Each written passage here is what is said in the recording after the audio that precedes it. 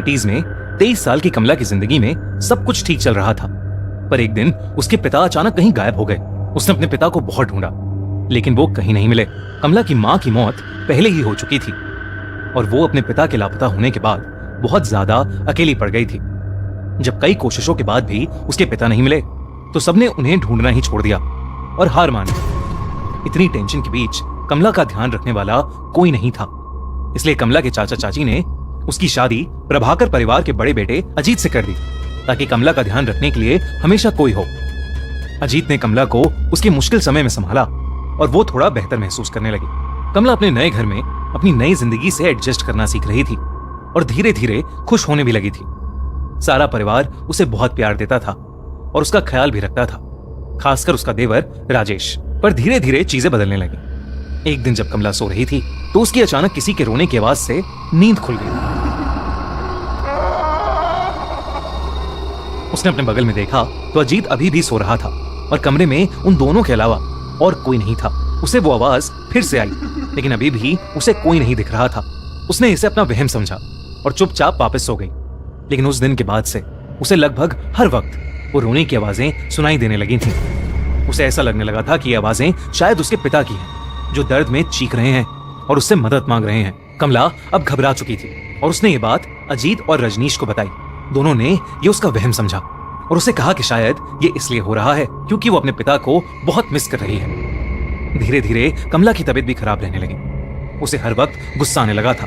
वो छोटी छोटी बातों पर चिढ़ जाती थी और अगर उसे कोई किसी भी चीज के लिए मना करता तो वो उसको जान से मारकर खाने की धमकी देने लगी थी। सबको लगा कि अपने पिता के खोने का दुख उसके दिमाग पर हावी हो रहा था, लेकिन इस सब के बीच कमला को वो आवाजें अभी भी आ रही थीं। एक दिन वो आवाज कमला को हवेली के एक पुराने कमरे से आ रही थी। वो जब उस कमरे में गई तो उसे वहां एक काली मूर्ति मिली। उस मूर्ति को देखते ही उसे एक अजीब सी बेचैनी महसूस हुई, लेकिन जैसे ही उसने मूर्ति को छुआ उसे बेहद अजीब सा लगने लगा। उसे घुटन महसूस होने लगी और उसे सांस लेने में अचानक बहुत ज्यादा तकलीफ होने लगी। कमला ने घबराकर उस मूर्ति को वापस नीचे रख दिया। कमला को डर लग रहा था और वो कमरे से बाहर ही जा रही थी कि उसके पैर में कुछ भारी सी चीज आकर लगी। जब कमला ने ध्यान से देखा दोस्तों, हम खून उस कमरे में ढेर सारी इंसानी हड्डियां इधर उधर पड़ी थीं और हर जगह खून ही खून था। वो जब उस कमरे को और ध्यान से देखने लगी तो वहां उसे एक खत मिला।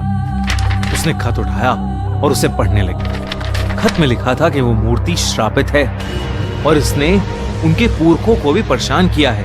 ये सब पढ़ते ही कमला को अपने पिता की चीख सुनाई दी और वो मूर्ति अपने आप जोरों से हिलने लगी।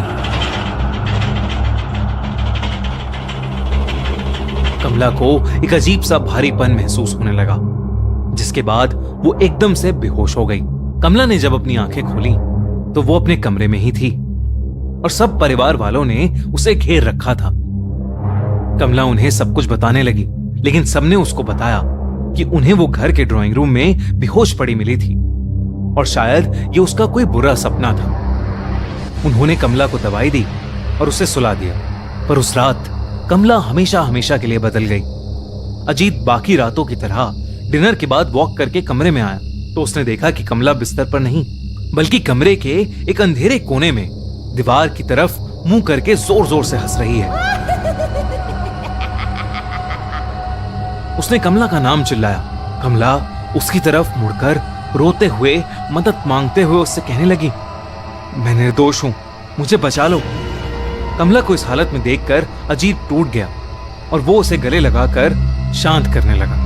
किसी तरह उसने कमला को शांत करके बिस्तर पर लेटा दिया और वो रात जैसे तैसे बीत गई। पर अगले दिन कमला की तबीयत और ज्यादा बिगड़ने लगी। अगर कोई भी उसका नाम लेता तो वो उसकी तरफ मुड़कर उसे जान से मारने की धमकी देती। कमला की शक्ल भी अब बदलने लगी थी। धीरे धीरे उसका चेहरा सफेद पड़ने लगा था, आंखों के नीचे काले गड्ढे हो गए थे और वो पागलों की तरह बिहेव करने लगी थी। सारा प्रभाकर परिवार कमला को इस हालत में देखकर बहुत परेशान था, क्योंकि कमला ने रात को पागलों की तरह हंसना शुरू कर दिया था। कमला पूरा दिन बस रोती और हंसती रहती।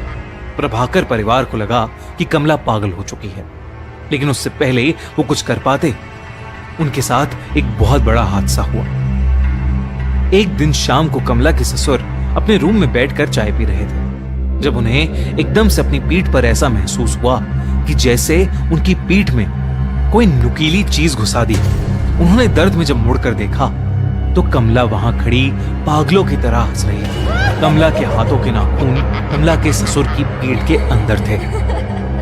कमला के ससुर ने जोर से चिल्लाया और सब कमला को कंट्रोल करके अंदर ले गए और उसे उसके कमरे में ले जाकर उसे बेड से बांध दिया। लेकिन देर रात अजीत ने देखा कि कमला बिस्तर में थी ही नहीं। उसने बाहर जाकर देखा तो कमला भागती हुई उसके ससुर के कमरे में घुस गई। अजीत कमला को पुकारता हुआ उनके कमरे में घुसा, पर इससे पहले वो कुछ कर पाता, कमला ने अपने ससुर को पकड़ लिया और बिना कुछ सोचे समझे उन्हें जानवरों की तरह मारकर उनके शरीर का मांस नोचने लगी और फिर उसे खाने लगी। पूरा घर चीखों और डर से गूंज उठा, लेकिन कोई भी कमला को रोक नहीं पा रहा था। अजीत और उसकी मां ने कमला को उनके पिता की लाश के साथ लॉक कर दिया। उन्हें कुछ समझ नहीं आ रहा था और अंदर कमला पागलों की तरह चिल्लाई जा रही थी। वो जोर जोर से चीख कर कह रही थी कि मैं सबको खा जाऊंगी। अजीत की मां को समझ आ गया था कि कमला पर किसी का काला साया पड़ गया है, या वो खुद एक चुड़ैल बन चुकी है जिसे रोक पाना अब शायद असंभव हो गया है।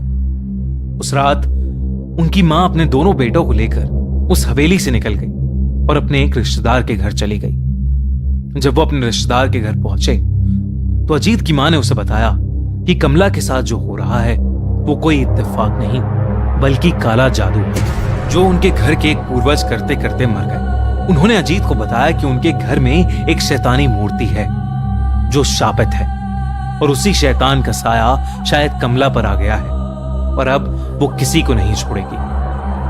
कुछ समय बाद उस हवेली से 4 डेड बॉडीज मिली। अजीत के दोनों पेरेंट्स और कमला, सबकी डेड बॉडीज को वहां से ले जाया गया। राजेश उस दिन के बाद कहीं गायब हो गया। लोग कहते हैं कि आज भी उस हवेली में कमला की आत्मा भटकती है और वो किसी को नहीं बख्शती, और अगर कोई भी उस हवेली में गया तो वो उसकी जान ले लेगी, और इसीलिए आज तक वो हवेली वीरान पड़ी है।